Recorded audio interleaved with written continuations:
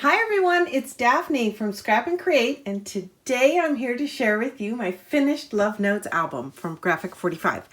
So this is an 8.5 by 8.5 mini album, and I constructed the base on my own, and there's a tutorial as part of the playlist, and it actually states it's 8.25 by 8.5, but just change that outside measurement. Everything else remains the same, and that is the base for this album.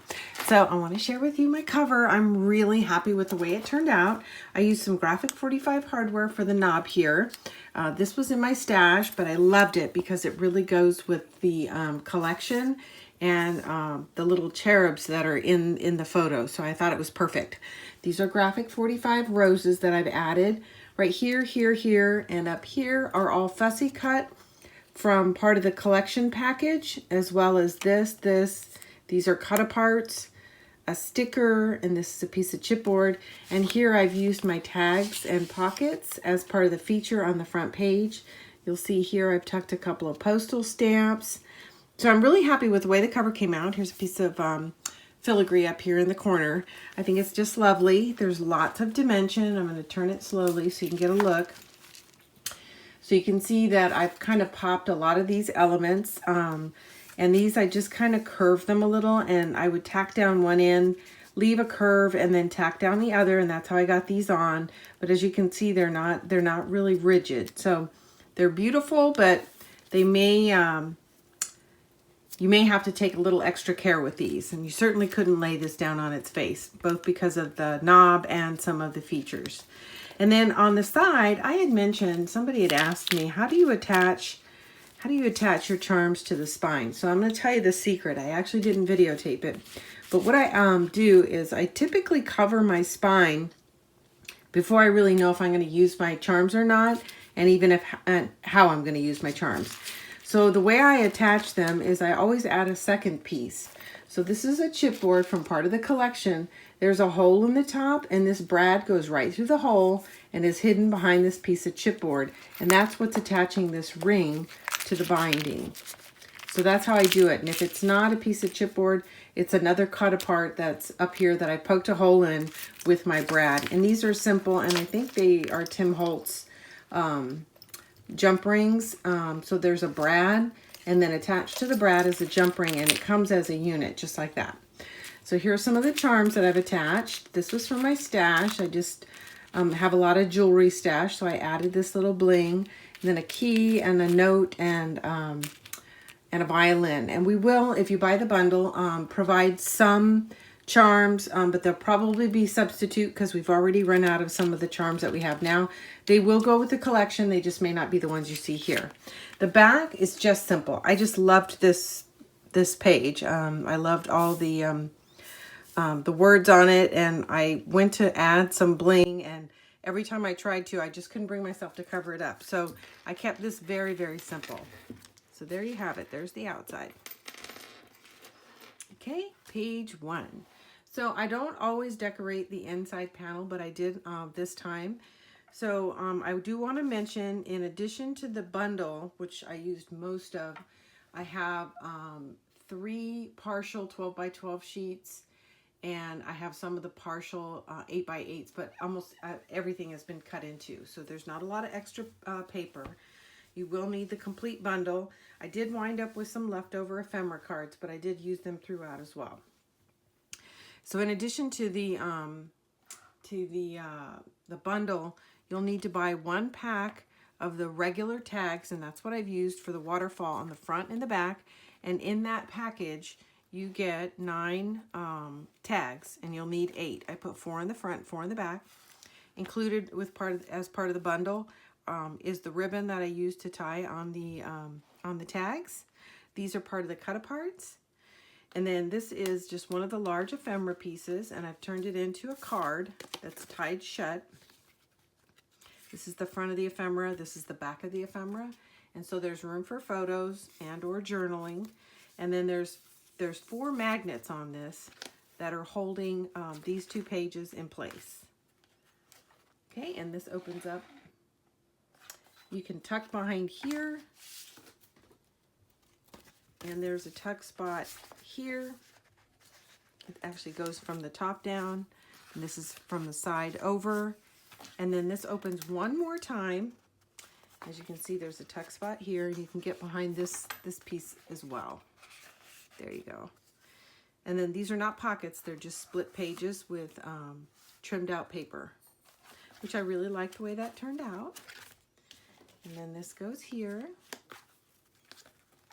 And then there's a nice large photo mat. And I did have enough paper that I could cover the back, but I would not have been able to match all four. So I just really covered the front of these. I may go back and cover the back, but I was anxious to share with you. All right, next page. This flap goes up. I've got a tuck spot here. And as you can see, there's a tuck spot down here. Or you can't because I'm out of frame. There's a tuck spot down here. And then there's a piece of the small ephemera that I've turned into a journaling card. And then there's a tuck spot here. All right. And then page 3. Lots and lots of stuff tucked into page 3. So this is a large piece of ephemera that opens up. And then here I've used my chipboard pieces to actually keep the doors closed. So I can't remember which way it goes. One side, half of the chipboard is glued to one side and half is glued to the other. And then you thread it through to keep the mechanism closed. There you go. This is a large pocket. This is a sticker that's popped up. And then I've got these ephemera cards that go into the pocket that keep the top flap closed. This is just an ephemera card, and then I've added some designer paper to the bottom because I wanted it to be a little bit taller than the other. And there's room for photos on the back or journaling. There's another one.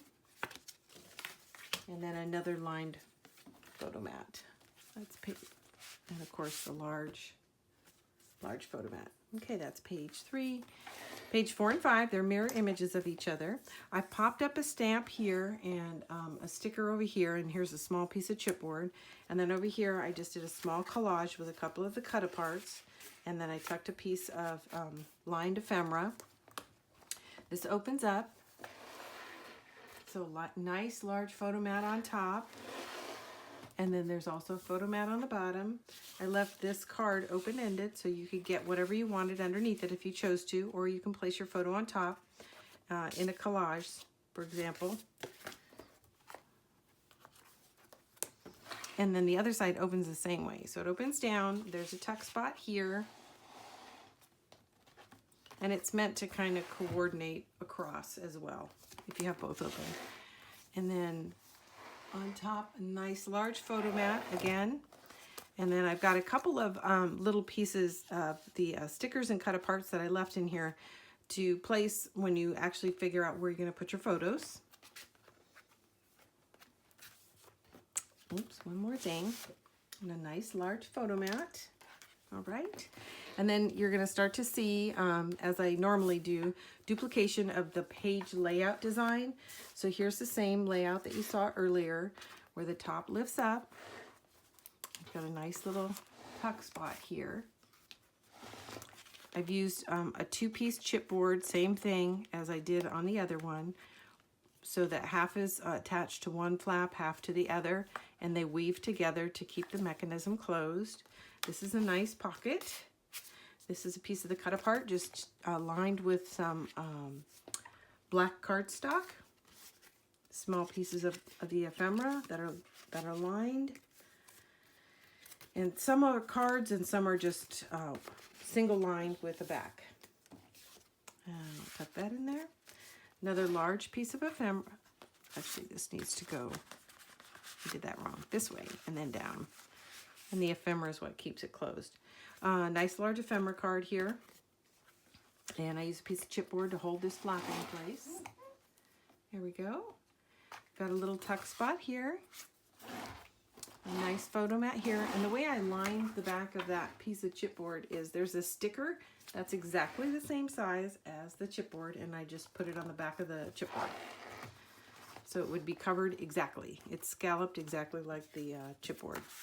Okay, another tuck spot down here. I'm going to shift that so you can see it. There we go. Sorry for bumping the camera. And then there's a tuck spot here. So I've got ephemera kind of scattered throughout. This is another card.